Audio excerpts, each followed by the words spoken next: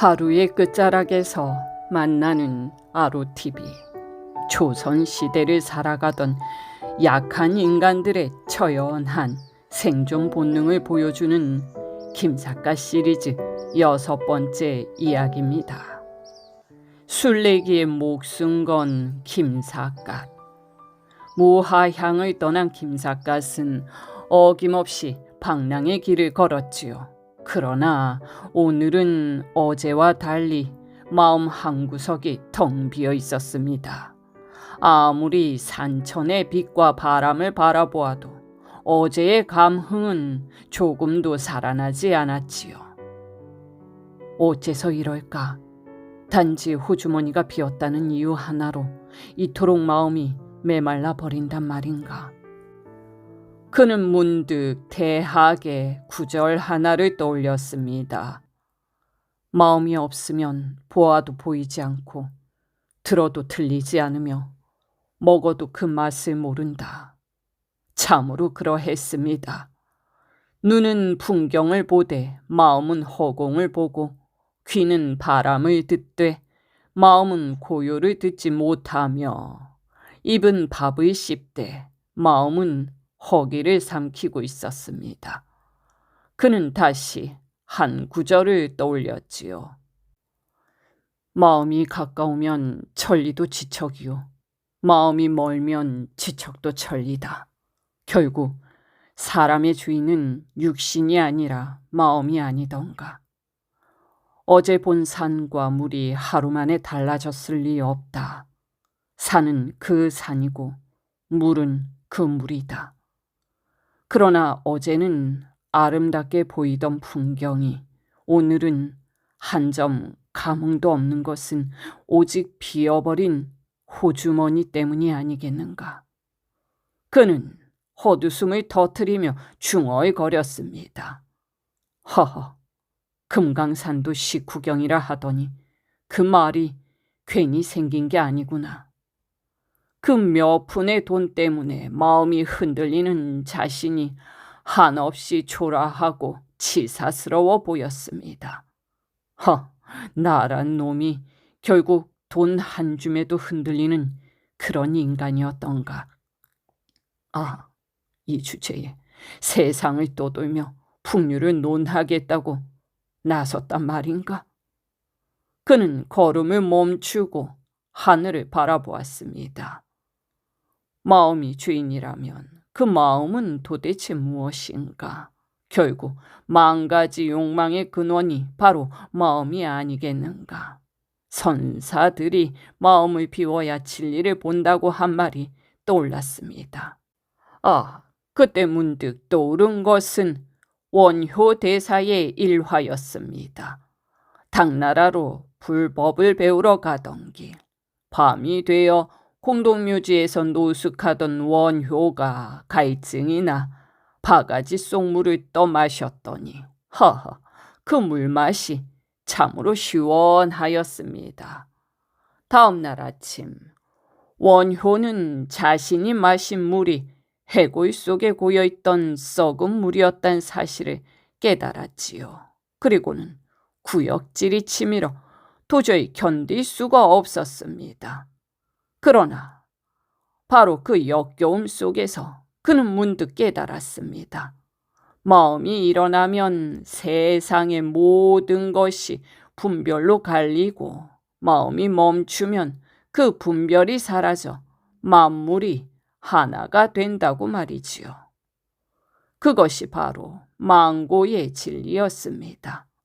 원효는 그 깨달음에 이르자 더 이상 불법을 배우러 먼 나라로 갈 필요가 없음을 알고 그 길로 발길을 돌려 본국으로 돌아왔지요. 김삿갓은 그 이야기를 떠올리며 피시 웃었습니다. 결국 모든 괴로움의 근원은 마음이요. 모든 자유 또한 마음에서 비롯되는 것이로구나. 그렇게 생각하니 한결 마음이 가벼워졌습니다. 그는 집신끈을 고쳐 매고 들과 산을 훨훨 걸어 올랐지요. 그때 마침 매 사냥꾼으로 보이는 젊은이 하나가 다급히 그 앞을 가로막았습니다. 여보시오, 일을 어찌하면 좋겠소? 말은 급했고 표정은 절망에 가까웠습니다. 김삿갓은 어이가 없어 물었지요. 아니 무슨 일인지도 말 안 하고 어찌 하느냐고 묻는단 말이오? 그제야 사냥꾼은 멋쩍은 듯 머리를 극적이며 사정을 털어놓았습니다. 오늘 날씨가 좋아 매를 데리고 사냥을 나왔소. 그런데 그놈이 꿩을 안 잡고 하늘로 훨훨 날아가 버렸다오. 이 일을 어찌해야 좋을지 모르겠구려. 김삿갓이 하늘을 올려다보니 과연 한 마리의 매가 날개를 활짝 펼치고 구만리 장천을 가르며 유유히 날고 있었습니다. 그놈 기분 좋게 날아가는구나. 그는 무심코 감탄했다가 이내 실언이었음을 깨닫고 슬며시 웃으며 말을 돌렸습니다. 매 사냥을 하려면 매를 하루쯤 굶겨 나와야 하는 법이요. 배가 부른 매는 사냥을 하지 않고 도망을 친다오. 아무래도 오늘 아침 그놈에게 먹이를 든든히 먹인 모양이구려. 사냥꾼은 하늘을 바라보며 한숨을 내쉬었습니다. 아이 참, 정말 좋은 매였는데 어찌 저리 무정하게 날 버리고 가는가 말이야. 에이, 저놈을 붙잡을 도리가 정녕 없단 말인가? 그러자 김삿갓은 빙그레 웃으며 엉뚱한 질문을 던졌습니다. 그 매를 어디서 얻었소? 돈 주고 산 건 아니오.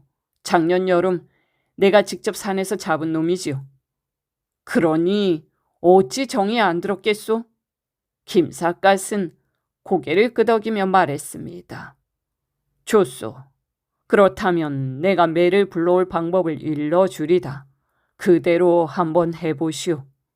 그리고는 두 손을 입에 대고 들판 가득 울려 퍼지게 큰 소리로 외쳤습니다.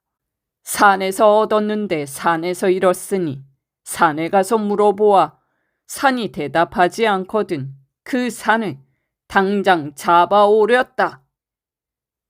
푸른 언덕에서 얻고 푸른 언덕에서 잃고 푸른 언덕에 물었지만 대답이 없자 그는 푸른 언덕을 점령했습니다. 말하자면 매 한 마리 잃고 세상을 뒤집는 격이었지요. 실로 어처구니 없는 해결책이었습니다.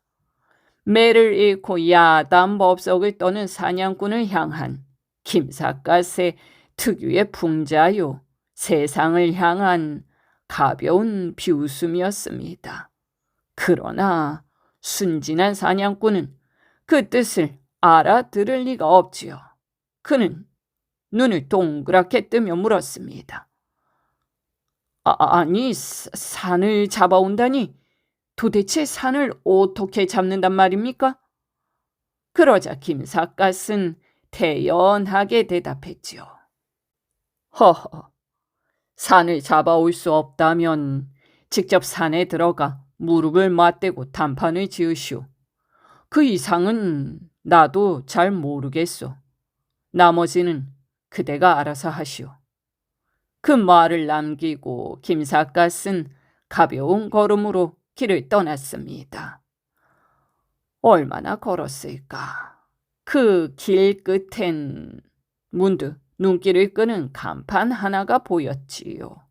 검은 글씨로 큼지막이 적힌 세 글자. 바로 색주가였습니다. 김삿갓은 잠시 걸음을 멈추었지요. 색주가라. 아니 미인계라도 써서 술꾼들을 유혹하겠다는 수작인가? 그는 허허 웃으며 고개를 저었습니다.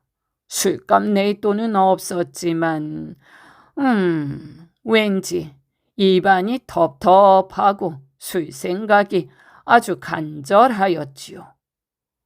결국 그는 한 걸음 한 걸음 그 괴상한 술집 문 안으로 들어섰습니다.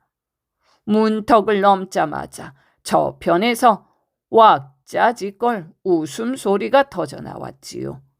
손님들 사이를 오가던 주모 하나가 그를 발견하더니 호들갑스럽게 달려와 김삿갓의 손을 덥석 잡았습니다. 아이고, 어서 오세요, 어서 오세요. 아이고, 손님도 소문 듣고 우리 집 내기를 하려고 오신 거지요? 그녀는 40을 훌쩍 넘어 보였습니다. 그러나 아이고, 얼굴에는 분홍분이 덕지덕지, 머리에는 동백 기름이 줄줄 흐르고 그 반질거림이 마치 비 오는 날의 달빛처럼 어색했지요. 게다가 녹의 홍상을 걸쳤으니 그야말로 나이와 기품 모두를 거꾸로 거스른 꼴이었습니다. 김삿갓은 혀를 찼지요.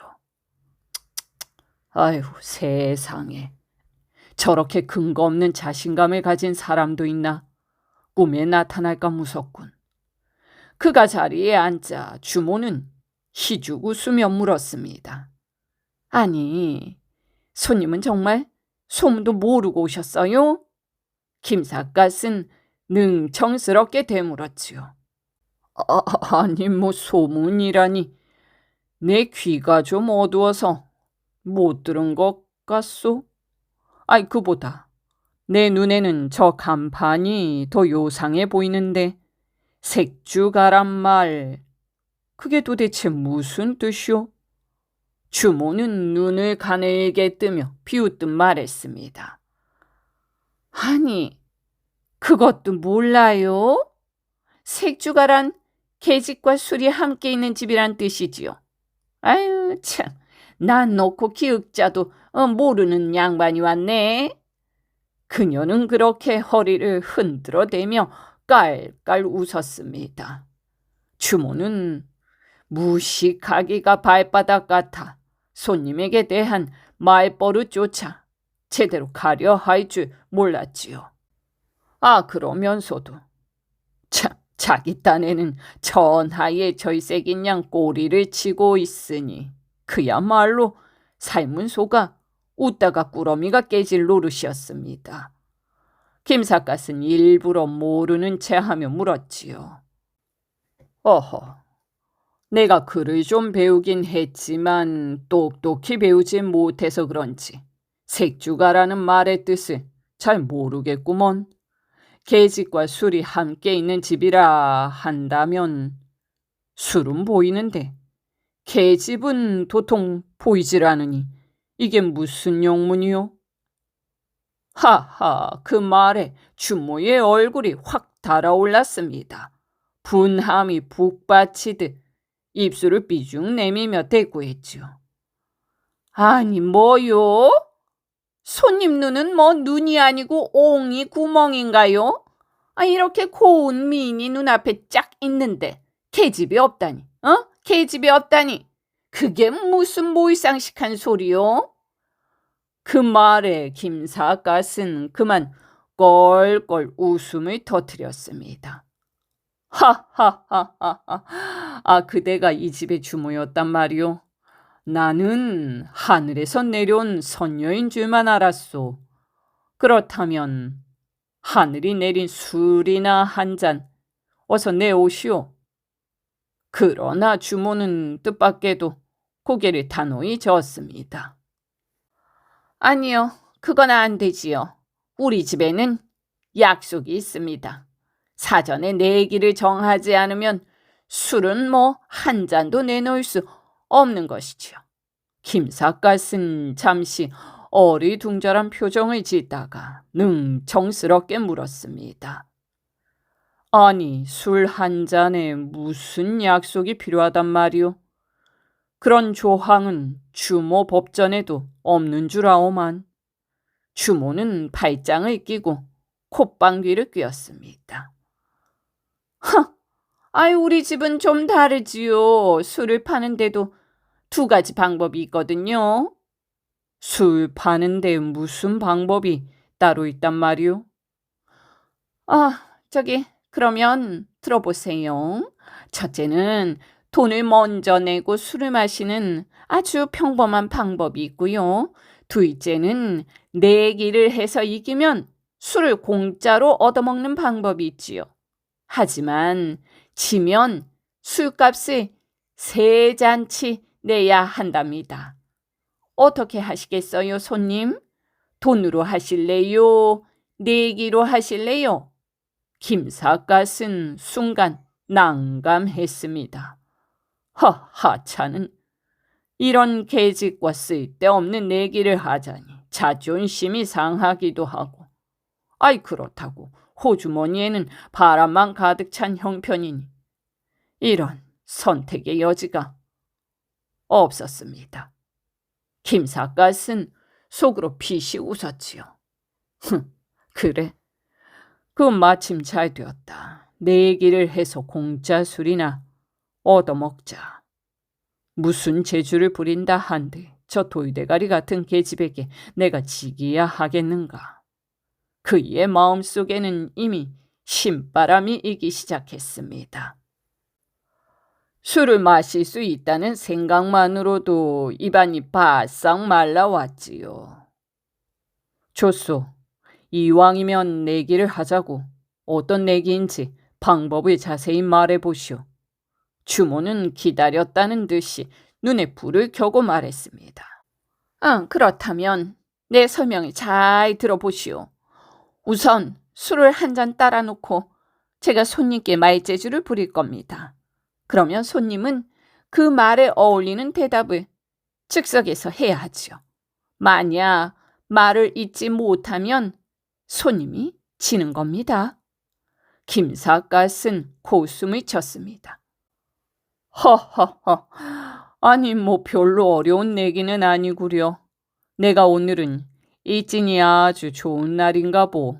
어서 술부터 가져오시오. 바로 그때 구석에서 이 광경을 지켜보던 다른 손님 하나가 갑자기 손을 휘저으며 큰 소리로 외쳤습니다. 아유, 여보시오, 노형. 초면에 실례지만 주모하고 그런 내기는 절대 하지 마시오. 우리는 방금 내기했다가 술은 한 잔 마셨는데 술값은 6잔치를 빼앗겼소. 뜻밖의 충고였습니다. 그러나 주모는 그 소리에 얼굴이 확 붉어지며 호통을 쳐댔죠. 이 못난 것들이 참말로. 내기에 졌으면 깨끗이 꺼질 것이지. 무슨 억할 심정으로 남의 장사에 회방을 놓는단 말이오. 대갈통이 깨지고 싶지 않거든 어서 썩 나가버려요. 그 서슬에 손님들은 혼비백산하여 우르르르 달아났습니다. 김삿갓은 배를 잡고 웃어댔지요. 하하하하하. 아이고, 이제 보니 주모는 선녀가 아니라 영락 없는 싸움 따기로군. 주모는 아랑곳하지 않고 술상을 들고 와 잔 하나를 조심스레 따라 놓으며 말했습니다. 자, 술은 이미 준비되었습니다. 이제 내기를 시작하시지요. 김삿갓은 잔에 담긴 술을 보는 순간 목이 타올라 견딜 수 없었습니다.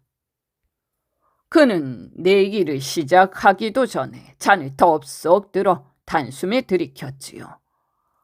아이고 어머나. 내기도 하기 전에 그렇게 술부터 뻐록 마셔버리면 어쩌자는 거예요. 속이 타는데 어쩌겠소.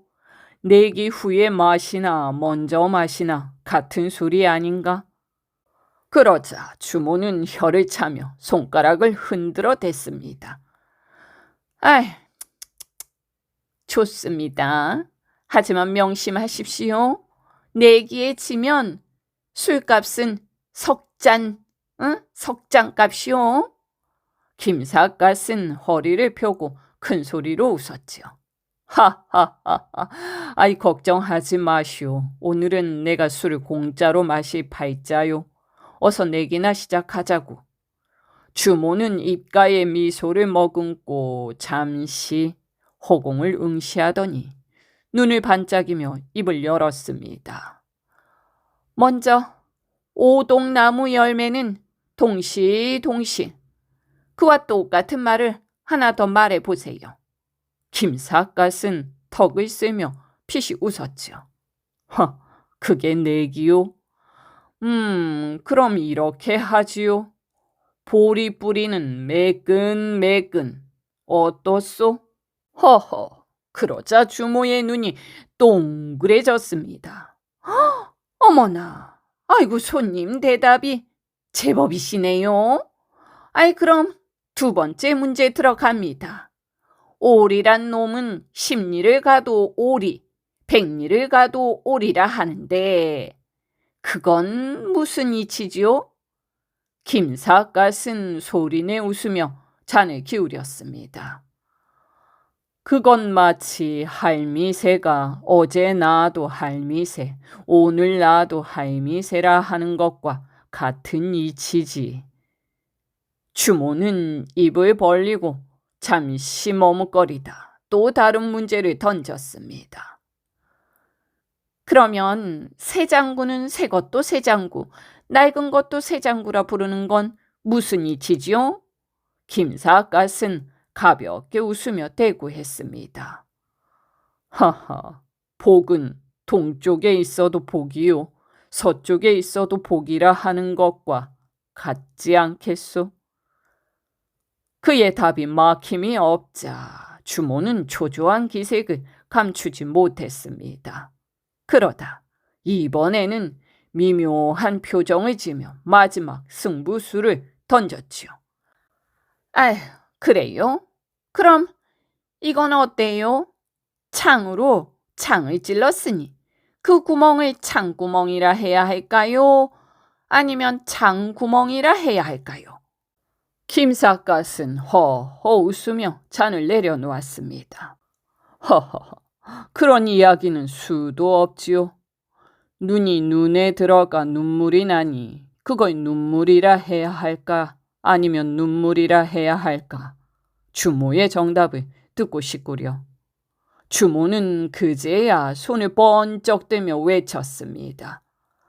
아이고 손님, 내가 평생 이 내기에서 져본 적이 없는데 이번만은 도저히 못 당하겠네요. 아이고, 내가 졌어요, 졌어. 김삿갓은 웃으며 잔을 돌렸습니다. 허허, 사람 솔직하니 보기 좋군. 하지만 아직 술 한 잔이 모자라네. 한 판 더 할 용기는 없소? 주모의 눈이 반짝였지요. 정말이요? 그러면은 이번에는 문제를 바꿔서 한시 짝 맞추기 내기를 한번 해봅시다. 김삿갓은 눈썹을 치켜 세웠습니다. 아니, 한시 짝 맞추기라니? 주모도 시를 아시오? 뭐 시를 알든 모르든 내기만 하면 되지 않소? 그 말에 김삿갓은 폭소를 터뜨렸습니다. 하하하하, 아니 그이도 모르는 주제에 한시 내기를 한단 말이오? 그러자 주모가 버럭 소리를 질렀지요.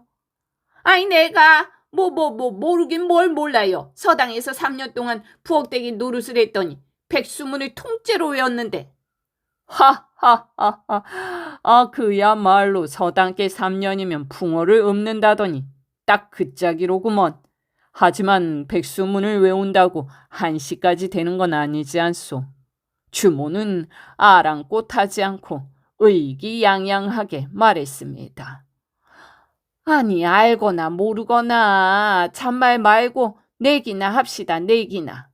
그리고는 얼른 서랍을 열어 두루마리 하나를 꺼내 흔들었습니다. 보세요. 여기 5개의 한시 문제가 적혀 있어요. 첫 문제는 일자로 시작하는 시, 둘째는 이자로 시작하는 시, 그리고 그렇게 해가지고 5자까지 5편이에요. 제가 문제를 읽으면 손님은 그에 맞는 짝구를 대답하면 됩니다. 아시겠지요? 김삿갓은 웃음을 감추며 물었습니다. 아니, 그런 장난을 도대체 누가 써주었소? 아유, 그거는 몰라도 돼요. 중요한 건 내가 여기서 반드시 이긴다는 거지요. 그녀가 첫 문제를 읽으려 하자 김사까시 손을 들어 막았습니다. 아, 잠깐. 5문제 중 몇 개를 맞춰야 이기는 거요? 5개 전부요. 하나라도 틀리면 손님이 지는 거요. 김사갓은 어이가 없었지요. 아니, 그런 내기가 어디 있어? 주모는 능청스럽게 손을 내줬습니다. 아니 뭐 술장수의 술을 공짜로 마시기가 뭐 그렇게 쉽겠어요? 허허허허. 주모는 벌써 다 이긴 듯 입가를 삐죽거리며 요요만 웃음을 흘렸지요. 좋아요. 첫 문제 나갑니다. 이자로 시작되는 시예요. 내가 문제를 부르면 손님은 즉석에서 짝을 지어 대답하시오. 준비됐지요? 세상은 한 알에 기장에 담겨 있다. 그 시구를 듣자 김삿갓은 잠시 넋이 나갔습니다. 그것은 5등 회원에 나오는 불가예시. 한 알의 좁쌀 속에 온 세상이 숨어 있다. 우주의 도리를 7글자에 응축한 그야말로 깊은 뜻을 품은 구절이었죠.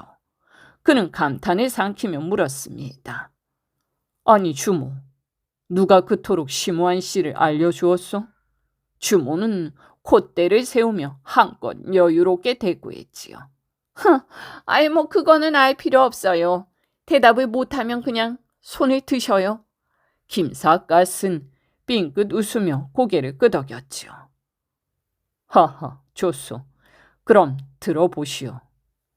그는 잔을 천천히 내려놓고 입을 열었습니다. 좁쌀알 하나의 속에 온 세상이 숨어 있으니 반대 소단에서 하늘과 땅이 함께 끓는구나. 주모는 깜짝 놀라 두루마리를 들추어 보았습니다. 그곳엔 분명히 적혀 있었지요. 좁쌀 속에 세계를 품다. 그녀는 두 눈이 동그래져 감탄을 터뜨렸습니다. 어머나, 어머나, 어머나. 아이고, 첫 문제는 용하게도 맞히셨네요. 하지만 두 번째는 그렇게 쉽지 않을걸요. 그리고는 슬며시 시선을 내리깔며 두 번째 문제를 읊었습니다. 2월이면 강남의 모든 가지에 꽃이 핀다. 김삿갓은 이내 웃으며 손가락으로 술잔을 두드렸습니다. 허허, 그 시라면 이 짝이겠지. 2월이면 강남에는 가지마다 꽃이 피고 타양에서 한식을 맞는 몸, 고향 생각 절로 난다. 그는 잔을 비우며 담담히 덧붙였습니다. 2월이면 강남의 나뭇가지는 꽃으로 가득하다. 하지만 사람의 마음은 여전히 봄을 기다리지. 김삿갓은 대답만으로는 모자란 듯 잔잔히 미소를 띠며 손가락으로 술잔을 굴렸습니다. 지금 그 시는 당나라 시인 맹운경의 한식일이라는 시요. 타양살이의 쓸쓸함과 봄의 따뜻함이 한데 얽힌 절창이지. 그의 말에 주모의 눈썹이 파르르 떨렸지요. 자신이 내민 시의 뜻까지 꿰뚫어 해설해버리니 허허, 이쯤 되면 단순한 내기가 아니라 수업이 되어버린 꼴이었습니다. 그래, 약이 바싹 오른 주모는 잔을 내려놓으며 이렇게 말했지요. 좋아요. 그럼 이번에는 좀 어려운 걸로 가볼까요?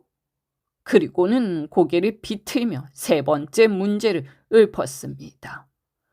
삼오야중 신월색. 김삿갓은 잠시 눈을 감았다가 이내 고요히 입을 열었지요. 한가위 보름밤 달빛이 고와도 이 천리 타양에서 지내는 벗의 마음은 어떠할까? 그는 부드럽게 음미하듯 한 구절을 더 덧붙였습니다. 그리고 이번에도 해설이 이어졌지요. 이 시는 백낙천 곧 백거이의 추야 기우 중 한 대목이요. 달빛 아래에서 옛 벗을 생각하는 정취, 그것이 곧 인생의 허무이자 따뜻함이지. 세 번째 문제까지 거침없이 꿰뚫으니 주모는 이마에 땀방울이 맺혔습니다. 하지만 아직은 포기할 수 없었지요. 그녀는 깊은 숨을 들이쉬더니 마지막 승부수처럼 외쳤습니다. 아이, 좋아요. 네 번째 문제. 40여 년 넘게 나는 꿈속에서 잠을 잤습니다. 김삿갓은 이번에는 해설부터 조용히 시작했습니다. 허허, 그건 명나라의 왕수인, 즉 왕명선생의 수기우성이라 하오. 한평생 도를 깨닫기 전까지 몽중 인생을 읊은 시지. 그 뜻은 깨달음의 순간은 이미 낮이 되었음을 깨닫는 순간이라네. 들어보시오. 그는 잔을 내려놓고 정좌한 채 시를 읊었습니다. 40여 년을 꿈속에서 살아오다 이제야 눈을 뜨니 세상이 낯설구나. 해는 이미 한낮을 넘었건만 나는 이제야 다락에 올라 새벽종을 치노라. 그의 목소리는 마치 오래된 절간의 종소리처럼 잔잔히 울려 퍼졌습니다. 술청아는 조용해졌지요. 한때 떠들썩하던 웃음소리도 사라지고 주모는 손에 쥔 두루마리를 멍하니 내려다 보았습니다. 그녀의 입가에서 마침내 한마디가 새어나왔지요. 아이고, 정말 세상에 이런 손님이 또 있을까요? 이것은 실로 고금의 시서에 무불통달한 김삿갓이 아니고서는 그 누구도 응구를 이토록 정확히 맞추고 뜻까지 풀이할 수는 없었을 것입니다. 실상 주모는 한시라고는 단 한 줄도 모르는 무식한 사람이었지요. 그녀가 내기 문제를 준비했다는 것도 사실은 손님의 주머니를 슬쩍 털어보려는 얄팍한 꾀에 지나지 않았습니다. 몇 해 전 술값을 공짜로 뜯어낼 계책을 세우던 주모는 마침 주막으로 찾아온 어떤 한 학자에게 문제를 알려달라고 부탁했습니다. 그러자 한 학자는 처음엔 혀를 차며 고개를 젓지요. 그러다가 좋소, 그럼 이렇게 하시오. 1, 2, 3, 4, 5 숫자로 시작하는 5구절의 시와 그 짝을 알려드리리다.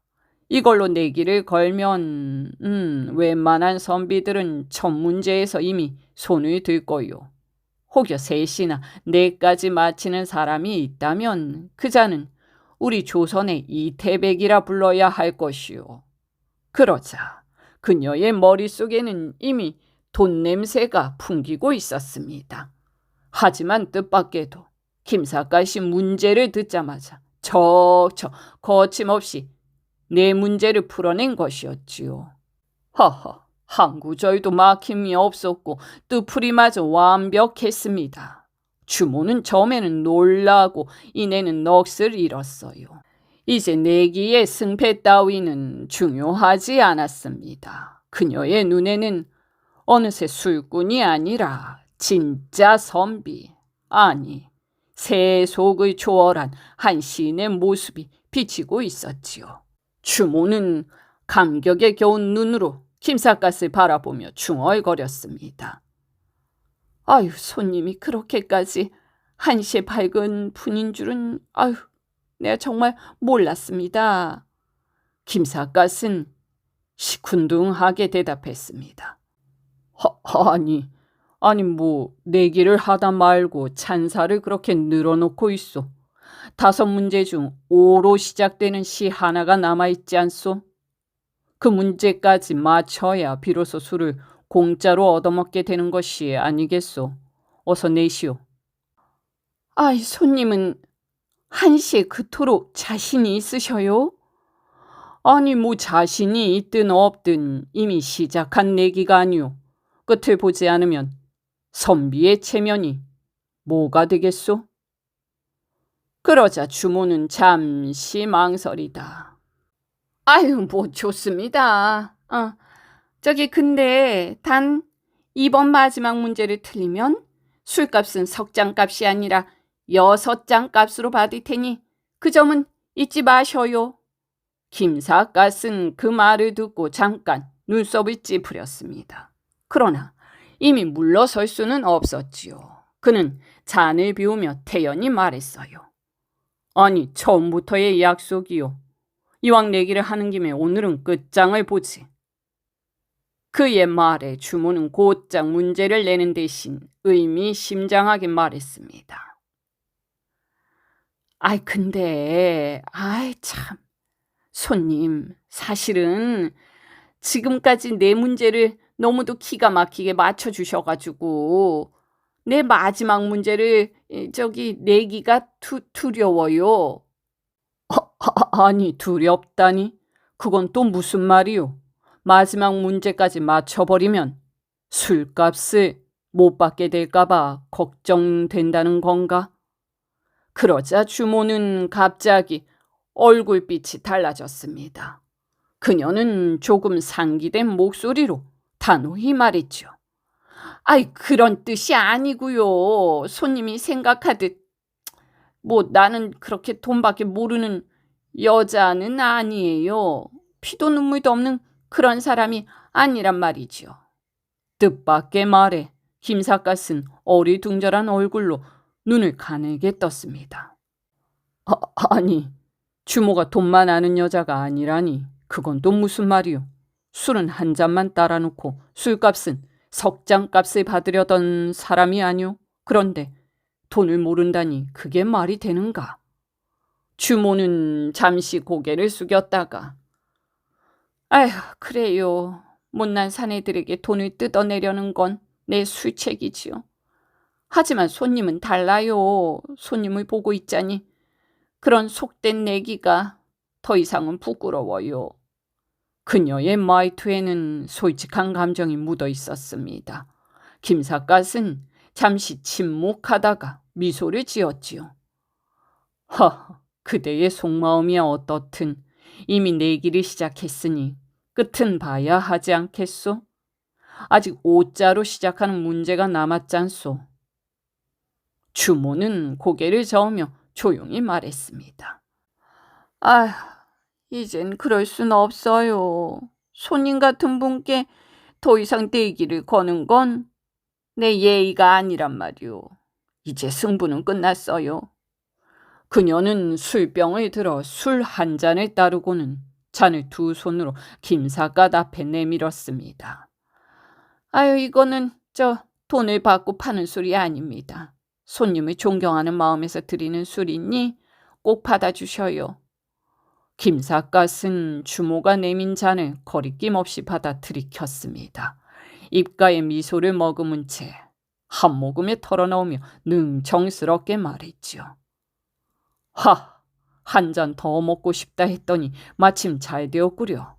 오늘은 공짜 술을 6잔이나 얻어먹게 되었으니 재수가 참으로 좋은 날이야. 그는 잔을 내려놓고 장난스럽게 주모의 무릎을 톡톡 두드렸습니다. 그리고는 한층 진지한 어조로 말을 이었지요. 사실은 말이오. 나는 돈이 한 푼도 없는 사람이오. 내기에 졌더라면 정말 망신을 톡톡히 당할 뻔했지. 아이고야, 주모는 두 눈을 동그랗게 뜨며 말했습니다. 아이고, 그런 말씀하지 마셔요. 그 거짓말이지요. 돈이 한 푼도 없는 사람이 어찌 술집 문턱을 넘어요? 김삿갓은 씁쓸하게 웃었습니다. 하하, 누구든 그렇게 생각하겠지. 하지만 정말이요. 간밤에 함께 자던 사내가 내 전대를 몽땅 훔쳐 달아나 버렸소. 그 말을 들은 주모의 얼굴에는 놀람이 번졌습니다. 아이고 어머나, 아이고 그렇다면 내기에 졌으면 어쩔 뻔하셨어요? 김삿갓은 솔직히 털어놓았지요. 색주가라는 간판을 보는 순간 술 생각이 하도 간절하여 돈이니 뭐니 그런 건 까맣게 잊어버렸소. 그저 들어오고 보자는 생각뿐이었지. 그러자 주모는 입을 다물지 못했습니다. 아이고 참말로 세상에 이런 양반이 또 있을까? 돈 생각도 안 하고 남의 집 술을 덮어놓고 마시다니. 아이 도대체 어쩌시 셈이었어요? 김삿갓은 태연하게 대꾸했습니다. 아이 돈이 없어도 술 생각이 나면 못 참는 걸 어쩌겠소. 돈이 있으니 없으니 따지고 마시는 건 부자들의 특권이지. 나 같은 빈털터리에게 그런 계산은 사치요. 술이란 본디 목이 타는 자의 것이지. 그 말에 주모는 또다시 어처구니 없다는 듯 웃음을 터뜨렸습니다. 아이 그러면은 저기 뭐 생판 모르는 사람 집에 무작정 들어와서 무전 취식을 하신 셈이요? 김삿갓은 노털 웃음을 지었습니다. 하하하, 아니요. 내 경우는 무전 취식이 아니라 무전 취주라 해야 맞을 것이요. 하하하. 아이고 참 답도 없네 답도 없어. 아이 그러다가 술을 마시고 나서 술값을 달라 하면 어쩌시 생각이었어요. 김삿갓은 고개를 갸우거리며 중얼거렸죠. 그런 경우라면 말이지. 주모의 성품에 따라 결과가 달라질 것이오. 인정 많은 주인은 돈도 없는데 술이 얼마나 간절했으면 하고 보내주겠지. 성격이 좀 모진 주인은 뺨 한 대쯤 후려치고 내쫓을 것이고, 심보가 아주 사나운 주인은 관가에 고발해서 감옥으로 보내버릴지도 모르지. 결국 돈 없는 자의 운명은 주인장의 마음에 달린 셈이야. 그 말에 주모는 배꼽이 자꾸 웃었습니다. 아이고 세상에, 술 몇 잔 공짜로 얻어 마시려다 감옥에 끌려갈 각오까지 하신 거였어요? 김삿갓은 태연하게 고개를 끄덕였습니다. 그리 미리 각오를 한 건 아니지만 잡혀간다 해도 그 또한 인연이겠지. 술 맛을 아는 사람이 감옥 몇 칸쯤은 무서워하지 않을 것이오. 주모는 혀를 내두르며 말했습니다. 아이고, 이제 보니 손님은 배짱이 보통이 아니시네요. 하하하하, 돈 없는 놈이 배짱마저 없으면 평생 술 한 잔도 못 얻어 마시겠지. 그게 무슨 인생이요, 안 그렇소? 그렇게 김삿갓은 별다른 생각 없이 되는 대로 씹으려 댔습니다. 주모는 김삿갓의 태연한 웃음 뒤에 숨어있는 그 귀한 평정심이 어쩐지 마음을 끌었지요. 그래, 그녀는 살짝 시선을 내리깔며 물었습니다. 저기 손님, 만약 우리 집에서 술을 마시고 술값을 내지 못했다면 내가 어떻게 했을 것 같아요? 김삿갓은 대꾸 대신 술잔을 천천히 돌리며 주모의 얼굴을 가만히 바라보았습니다. 그 눈빛엔 장난도 없고 농담도 없었지요. 그저 세상을 한 번 더 꿰뚫어 보는 듯한 묘한 고요함만이 흘렀습니다. 주모가 대답을 재촉했지요. 아니 왜 아무 말씀이 없으세요? 어떤 말이라도 좋습니다. 손님이 나를 어떻게 보고 있는지 그냥 솔직히 말해주세요. 김삿갓은 잠시 웃음을 머금었습니다. 허허, 그런 걸 왜 묻지요? 아니 뭐 손님이 나를 어떻게 생각하시는지 알고 싶어서요. 아무리 나쁘게 말씀하셔도 괜찮아요. 그래도 뭐 적어도 진심은 듣고 싶으니까. 김삿갓은 대답 대신 술잔을 살짝 들어 보이며 다시 입을 열었습니다. 그런 얘기 들으려면 술 한 잔은 따라주며 부탁하는 게 예의가 아니겠소? 그러자 주모는 멋쩍게 웃더니 이내 술병을 들어 잔을 가득 채웠지요. 아유, 참, 내 그 생각은 못했네요. 손님은 술을 좋아하시니 술은 얼마든지 대접하겠습니다. 그녀가 잔을 내밀자 김삿갓은 한 모금에 들이켜곤 익살스럽게 웃었습니다. 이 술은 좋게 말해달라는 뇌물이지요. 주모는 고개를 저으며 말했지요.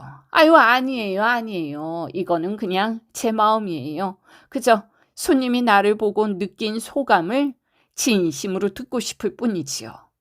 김삿갓은 잠시 눈을 감았다가 천천히 말을 이었습니다.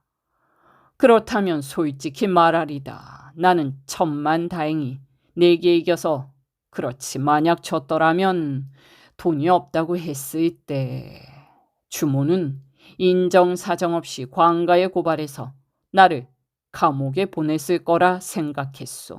어쩌면 나는 그대를 그런 여자라 여겼는지도 모르겠소. 아니, 내가 잘못 본 걸까? 김삿갓은 솔직하게 말했습니다. 그러자 주모는 고개를 살짝 숙였다가 말을 이었지요. 그래요. 손님 말씀이 모두 옳아요. 정말인가? 아이 뭐 나는 사실 돈 앞에서는 인정사정이 없는 여자긴 해요. 만약 손님이 내기에 지고도 술값을 못 냈다면 아이 나는 뭐 틀림없이 관가에 고발했겠지요. 김삿갓은 피시 웃으며 잔을 기울였습니다. 허허, 주모가 고발하기 전에 내가 술값을 몸으로 갚겠다고 했다면 어찌 했겠소? 그 말에 주모는 입을 딱 벌리며 눈을 흘겼습니다. 아니 뭐라고요? 술값을 몸으로 갚겠다니. 아니 저기 손님이 나를 어디 저 세계 미친 계집으로 아시나? 산전수전 다 겪은 내가 어찌 그런 유혹에 넘어갈 줄 아셨어요? 그러나 말을 마친 주모는 잠시 눈길을 피하며 덧붙였습니다. 아이 뭐 허기는 지금 같으면 뭐 그때와는 달랐을지도 모르지요. 손님을 보고 있자니 말이요. 김삿갓은 흥미로 눈을 반짝였지요. 아니 지금 같으면 태도가 달라졌을지도 모른다니 그건 또 무슨 소리요. 그러자 주모는 얼굴을 붉히며 술잔을 어루만졌지요. 아니 뭐 돈도 없이 남의 집 술을 마셨다면 그런 놈은 불안당이나 다름없지요. 내가 아무리 어수룩한 여자라 해도 그런 자한테 몸을 내맡기겠어요. 하지만 그녀는 살짝 고개를 들었습니다.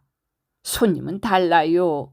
불안당이 아니라는 걸 이제는 알겠거든요. 학문이 깊고 말에 진심도 있고 그런 분은 세상에 흔치 않지요.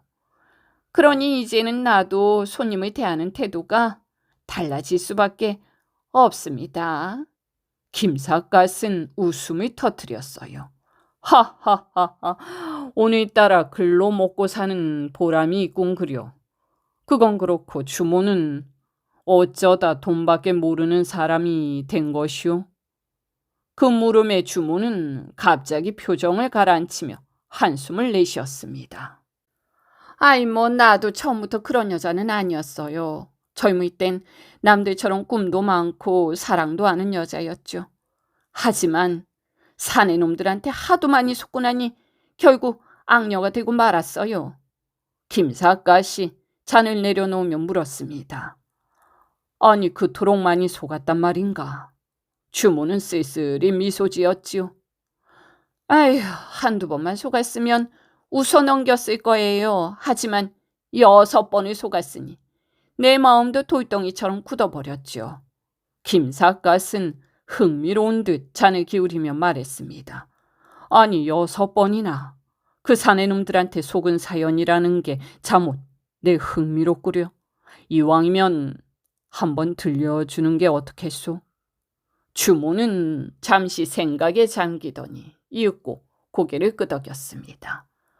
아유, 좋습니다. 이런 얘기는 누구에게도 안 하기로 했지만 손님께만은 특별히 들려드릴게요. 그리고 주모는 긴 한숨을 내쉰 뒤 마치 묵은 짐을 내려놓기라도 한 듯 천천히 입을 열었습니다. 그녀의 이름은 최옥분, 강원도 회향 깊은 산골에서 태어나 들꽃처럼 순박하게 자란 여인이었지요. 15해 되던 해 이웃 마을의 총각 방춘식과 풋풋한 사랑을 나누었습니다. 그러나 그 사랑은 봄날의 눈처럼 덧없는 것이었지요. 방춘식은 옥분이 아이를 가졌다는 소식을 듣자 아무 말 없이 멀리 도망을 쳐버린 것이었습니다. 10달 뒤 옥분은 홀로 딸을 낳았으나 아기는 9달도 못 되어 세상을 떠나버리고 말았지요. 그녀의 젊음은 그날 이후로 시들기 시작했습니다. 두 번째로 맞은 남편은 광산촌의 뜨내기 광부였지요. 하지만 그 사내 역시 반년이 지나자 집안 살림을 몽땅 팔아 다른 여인과 함께 사라져버렸습니다. 그때부터 옥분의 인생은 내리막길이었지요. 살아보겠다고 도해지로 내려왔습니다. 그러나 세상은 산보다 더 험하더군요. 그녀는 그렇게 술집을 전전하며 10여 년의 세월을 흘려보냈습니다. 술과 사내 사이에서 웃고 울던 나날들, 정을 주면 떠나고 기대면 무너지는 인연의 굴레 속에서 4번이나 마음을 내주었으나 결국 남은 것은 돈도 사랑도 믿음도 아니었지요. 사내 놈들은 죄다 도둑놈들이에요. 결국은 돈만, 그 돈만이 내 편이더이다. 그 말끝은 담담했으나 그 안에는 깊은 상처의 그림자가 묻어 있었습니다. 김삿갓은 잠시 듣고 있다가 껄껄 웃으며 농을 던졌지요. 허허허, 아니 듣고 보니 주모의 옥무는 항구형인가 보구려. 주모는 눈을 크게 뜨며 물었습니다. 예? 항구형이라니요? 그게 무슨 말이에요? 김삿갓은 장난스럽게 잔을 돌리며 웃었지요.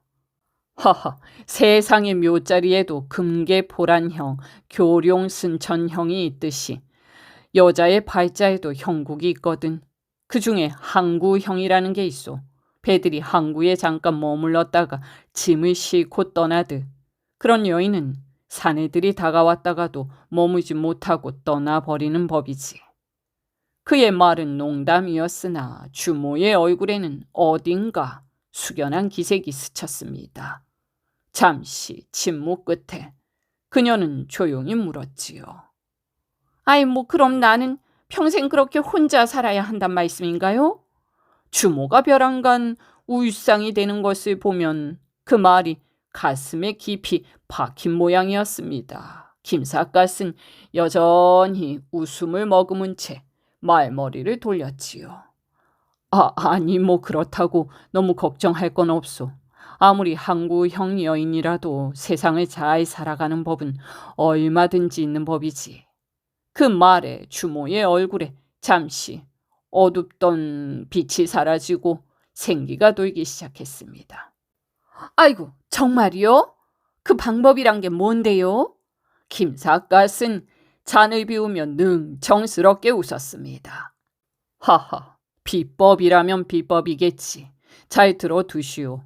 항구라는 건 배가 짐을 싣고 떠나기도 하지만 또 한편으로는 짐을 잔뜩 싣고 들어오는 곳이기도 하오. 그런데 주모는 지금껏 짐을 실어 나가는 빈털터리 배만 상대했으니 그들이 떠날 때마다 삶이 휑해질 수밖에 없었던 것이오. 이제부터는 가난뱅이는 절대 상대하지 말고 짐을 가득 싣고 들어오는, 즉 돈 많은 영감님들만 상대하시오.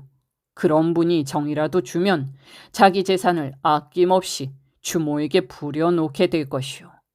그게 바로 항구형 여인이 부자로 사는 비결이지.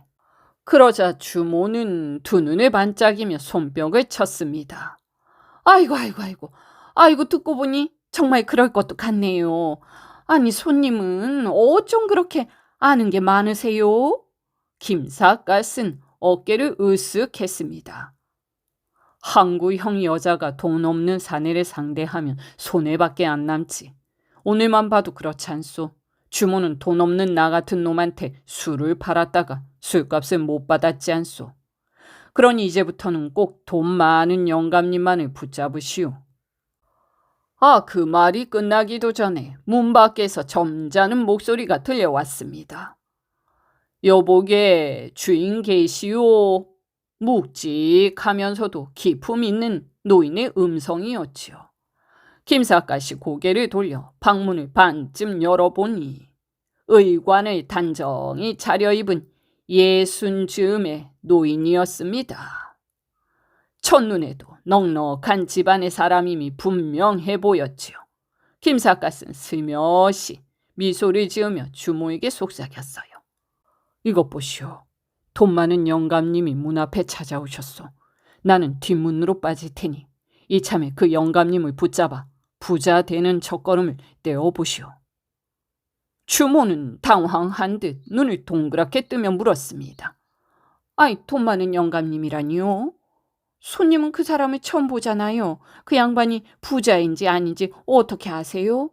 그러자 김삿갓은 능청스럽게 웃으며 문을 닫았습니다. 허허, 아이, 부자인지 아닌지는 옷깃에서 풍기는 냄새만 맡아도 알 수 있지. 세상에서 가장 값비싼 향은 늘 돈이 묻은 냄새라오. 김삿갓은 벗어두었던 삿갓을 집어들며 천천히 일어섰어요. 그의 입가에는 늘 그렇듯 장난기 어린 미소가 걸려 있었죠. 아이, 주모 참, 사람 보는 눈이 그렇게 어두워서야 무슨 장사를 해먹겠소. 지금 문 밖에 서 있는 그 노인, 짐을 잔뜩 싣고 항구를 찾아온 배요. 내 말뜻을 알아듣겠소? 그 말에 주모는 비로소 김삿갓의 의도를 깨닫고 얼굴이 붉어졌습니다. 곧장 자리에서 일어나며 다급히 말했죠. 아유, 손님, 좋은 말씀을 그렇게 많이 해주셨는데 이대로 보내드리면 제 마음이 편치 않아요. 한 잔이라도 더 대접해드려야 하지 않을까요? 그러자 김삿갓은 웃음을 터뜨렸습니다. 하하하, 아이, 나 같은 가난뱅이를 붙잡아 봤자 손해만 본다 하지 않았소. 이 몸은 이제 그만 물러가겠소. 그러니 어서 문밖 손님을 맞이하시오. 그 영감님이야말로 주모의 항구에 정박할 첫 배일 테니. 그는 그 말을 끝으로 삿갓을 고쳐 쓰고 뒷문으로 재빨리 사라졌습니다. 잠시 후 주모의 목소리가 문 밖에서 들려왔지요. 그녀는 단단히 결심이라도 한 듯 달려나가 노인을 향해 반갑게 인사했습니다. 어머나, 어서 오세요, 영감님. 아이, 그런데 참 이상하기도 하지요. 어젯밤에 꿈자리가 너무 좋길래 오늘은 귀한 손님이 올 줄 알고 이렇게 기다리고 있었거든요. 노인은 그 말에 기분이 좋아져 흡족한 웃음을 터뜨렸습니다. 허허허허, 꿈자리가 좋아서 나를 기다렸다니. 그거 반가운 말이로군. 그런데 방 안에는 다른 손님이 없겠지? 그러자 주모는 교태 어린 웃음으로 손을 내저었습니다. 아유, 참, 누가 있겠어요. 어젯밤에는 점잖은 어른을 저기 만나는 꿈만 꾸었는데 오늘 아침 이렇게 영감님이 오셨으니 그게 바로 그분이지요. 그들의 웃음소리가 잦아들 무렵 뒷문 밖에 서 있던 김삿갓은 슬며시 미소를 지으며 길을 걸어 나섰습니다. 그는 스스로 생각했지요. 술을 공짜로 얻어마시려고 허튼 농담을 내뱉은 것은 사실이었습니다. 하지만 그 엉터리 수작이 오히려 주모의 눈을 뜨게 했고 그녀가 이제부터는 세상을 좀 더 영리하게 살아갈 터이니 술 한 잔 얻어마신 값치고는 꽤 괜찮은 가르침을 남긴 셈이라 생각했습니다. 그는 하늘을 올려다보며 이렇게 중얼거렸지요. 세상 인심이야 바다 같고 인생이란 항구도 결국은 떠남과 머물매 반복이지. 오늘은 내가 떠나지만 주모는 이제야 머무를 곳을 찾았을 것이야. 이 이야기의 해학과 풍자 속에는 한 인간의 가난과 외로움 그리고 세상에 대한 깊은 연민이 깃들어 있습니다. 주모는 단순히 술집 여인이 아니라 사랑에 속고 세상에 내던져진 한 여인의 초상이며 그 시대를 살아가던 약한 인간들의 처연한 생존 본능을 대변하는 인물인 것 같습니다. 인생이란 어차피 항구와 같아서 떠나는 사람도 머무는 사람도 결국은 파도에 씻겨 내려가겠지만 그 잠시의 머문 속에서 서로를 위로할 수 있다면 그것만으로도 살아볼 만한 세상이라는 것을 김삿갓은 알고 있었던 것 같습니다. 들어주셔서 감사합니다.